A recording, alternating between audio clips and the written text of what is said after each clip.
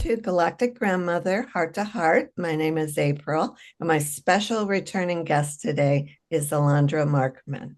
Alandra is a survivor of the Montauk Project, the Secret Space Program, and satanic ritual abuse. We've done videos before, which I'll attach below, which takes his childhood from age 4 up to adulthood into account. So you can look at that. He has used the experiences that he had during his childhood to become a really awesome healer who turns around and helps others that have been through the same experiences he had. So I'm very happy to talk to you today, Landra. Welcome back. Thank you. I'm always so happy to talk to you. I had a big brigade of insects, basically different insectoid sort of humanoid beings, come to my group this past week. And they channeled this really powerful, just delightful, basically mind control clearing transmission. But it was more than just that. It was like clearing our relationship with power as a whole, clearing all manipulations of all kinds and moving into right relationship. And I'm very connected to these different insect beings. Some of the Ontarians that I mentioned take insect forms, so they usually show up as mantids. Sometimes they show up as canids, like human dog type people. They're different forms. Those are some of the most common. And then we were talking also earlier about the ant people who are pretty widespread in our solar system, and I'd love to get into that a little bit too. Please But do. yeah, okay.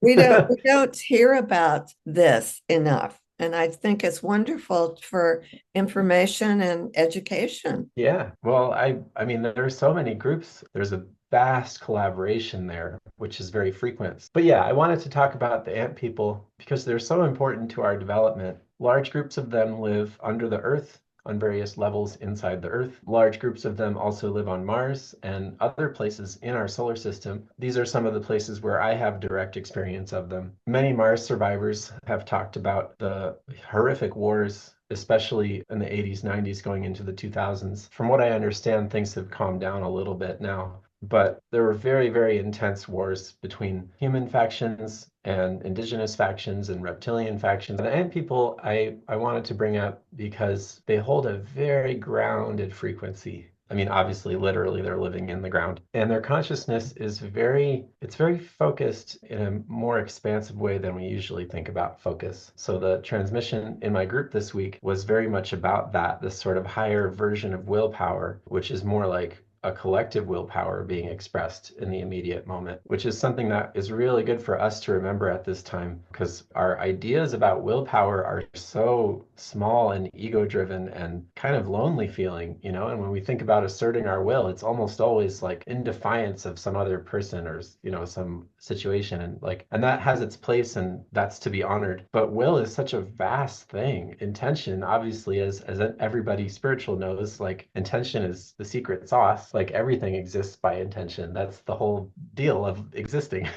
And the more you tune into that and align with that, it's like, oh, this is all intentional. Every little thing, every big thing, it's all intentional. When you're in that flow, like so much magic opens up. Channeling intention through the body, having physical results, having practical results, that's what we call will. And so will is like a direct expression of intention. Intention is a direct expression of creator source. We have these very strange ideas. Some of us try to surrender to the will of creator, which is can be very good and healthy, but also it's not something separate. It's not like, oh, I have to surrender to some person in the sky with a separate will from mine. It's not like your will is separate. Like your will is God's will. So the ant people are very helpful for us and they'll tune into anybody. If you just set the intention, go into meditation or prayer or whatever gets you there, and just ask them. They're very happy to show up and help clear all distortions of will. So this is not something that I'm exclusively channeling, but they're available to anybody.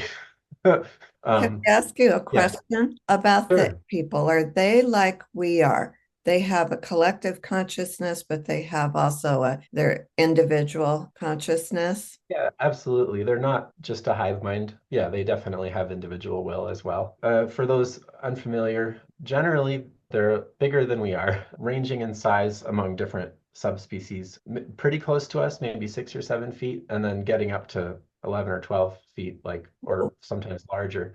Wow. Yeah, there are different groups that have been on Earth and on Mars and other places local to our solar system for a very long time. I mean, millennia, hundreds of thousands of years conservatively. So their consciousness is very ancient. It's very attuned with Earth. It's very attuned with Mars and the devas of our local creation of our local solar system. It's very tied in with that. I read a Sasquatch channeling, the Sasquatch Message to Humanity Uh, by Sunbo. yes. In his description, or the Sasquatch description through him, the ant people were the first form in our local place who were chosen by the powers that be, I guess, or the direct conscious agents of creator source. They were to be the main sentient life form of this place. So they were to be the human being, shall we say, of Earth, of Mars, of Venus, our Maldek, all these places in our local area, local, obviously, relatively speaking. The conscious design of these planets that we're living on is for a conscious God goddess being. It's for a channel. The human design, it's the Sasquatch design, it's the ant people design. So we all have this kind of shared purpose. And there have been different trials to see what form embodies creator source in an immediate way, in a physical way, the most authentically. Anyway, according to Sunbo, the ant people were here for a very long time as the main dominant, as we say. They were the primary or most conscious life form on Earth for a long time, before Sasquatch, before humans. In Sunbo's description, they had some of the same problems that we do, that a lot of sentient beings do. They went to war and they caused ecological disruption, and then some of them became more spiritual and evolved. And they went through a very similar process to what we would consider a human process. I definitely recommend that book. He also says the original moon was destroyed, and then the ant people constructed a new moon, which is our current moon. It's like, oh, fascinating. And it really resonates with me. In my personal experience, on the physical level, it was very sad. When I was enslaved on Mars, I had to fight a lot of these ant people and kill them with various weapons. And that was the focus of my time on Mars. Obviously, not by my personal choice, but that's what was happening on Mars at the time. And I'm still in the process of forgiving myself and doing what I can to help clear the karma and the situation and come to more peace. They forgive me, but it's also about forgiving myself. Mhm. So that's a process that I've been in. Unfortunately, a lot of my direct experience with the ant people is not sitting around meditating, and it was very violent, sadly. But even those encounters, I had a lot of telepathic communication from them as I was trained and tortured to go out and attack them and kill them. At the same time, I would have these profound spiritual experiences with them. Even in the act of attacking them, they're very telepathic, they're very empathic. They would be inside my head, inside my heart. Even as I was doing some violence, I would get the message, we know this is not your choice, we forgive you. I got that message in the moment, even. So Oh. it was very intense. It was like, wow, it's like, and it made all the forces that were directing me seem so feeble and limited because the ant people were in this place of acceptance that was just way bigger than anything I could muster up at that time. So they've definitely been an example for me. They've been my friends and my teachers and much more helpful often than my human teachers.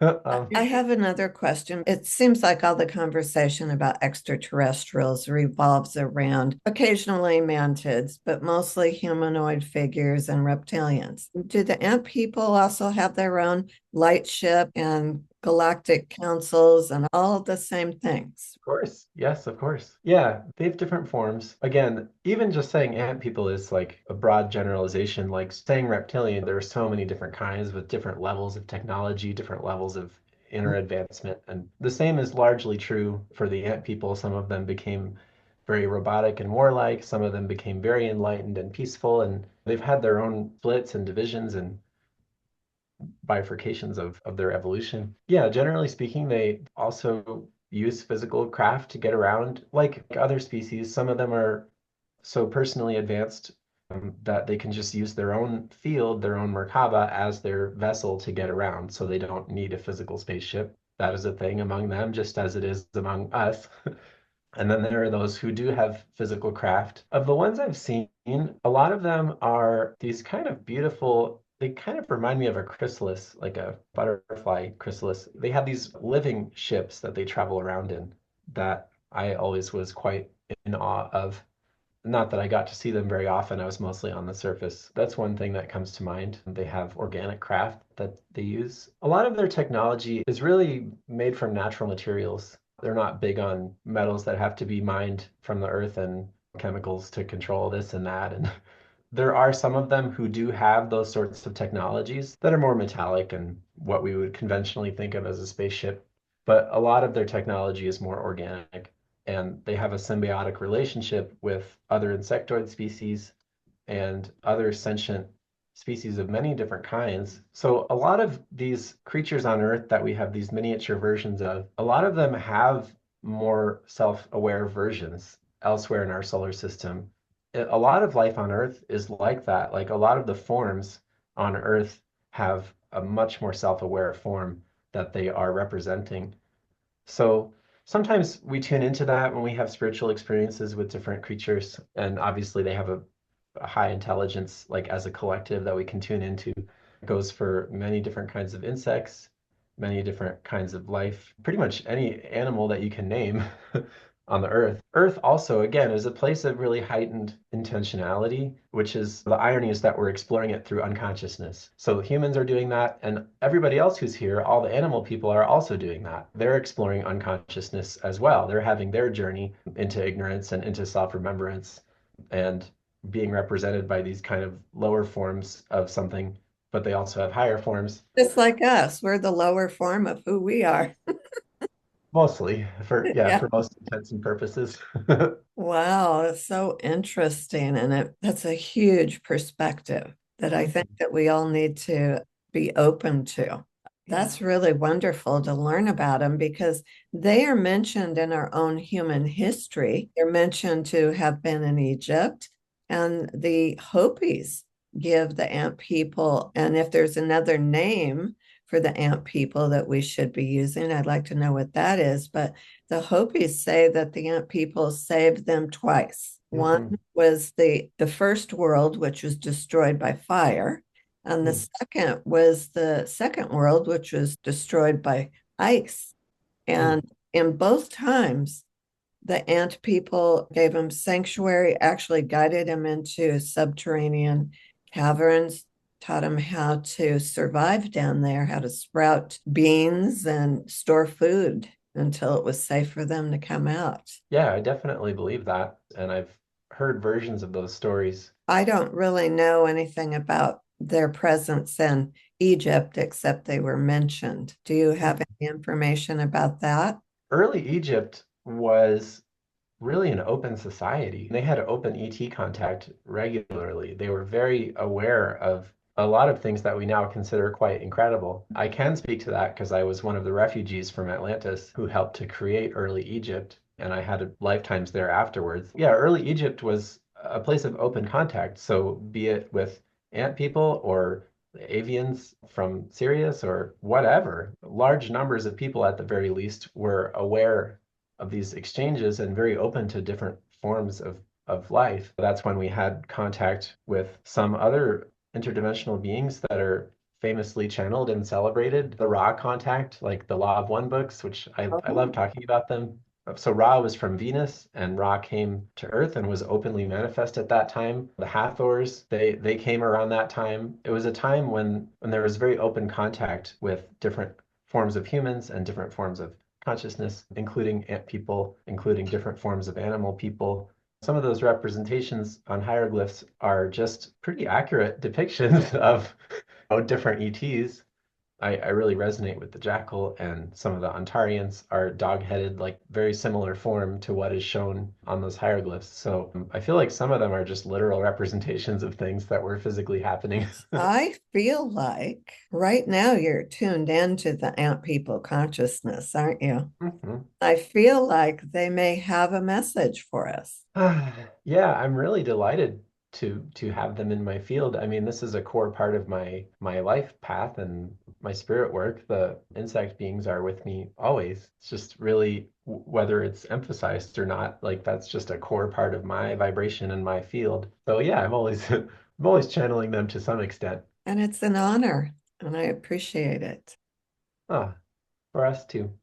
For most people at this time, they say, or slash I say, respect is the most important value to be consciously cultivating. That's a baseline that all of us would do well to move towards, regardless of our level of consciousness and what respect specifically means to us each at this time. That's a very comfortable concept that everyone can embrace, whether they're advanced or not so advanced, that serves as a good starting point for more meaningful cooperation.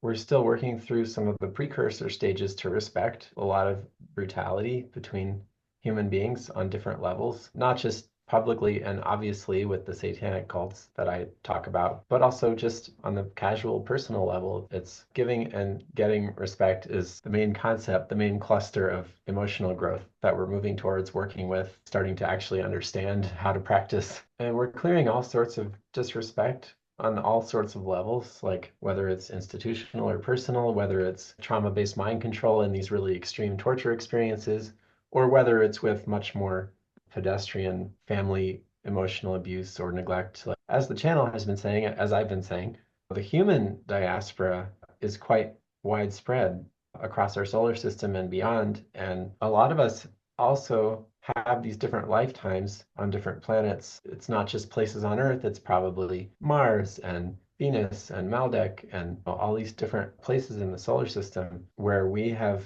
taken life and where there are still lessons for us. If we can expand our framework for humanity to think beyond just the immediate moment and the immediate Earth plane and include the real diversity of human experience that we have just in our solar system, that's a great stepping stone to all sorts of galactic connections. Well, thank you so much. Really, Oh, sure. an honor to have and for me to kind of feel into the ant consciousness. That's really Oh, wonderful to get to know them uh, better. one name that they can use is the bayani.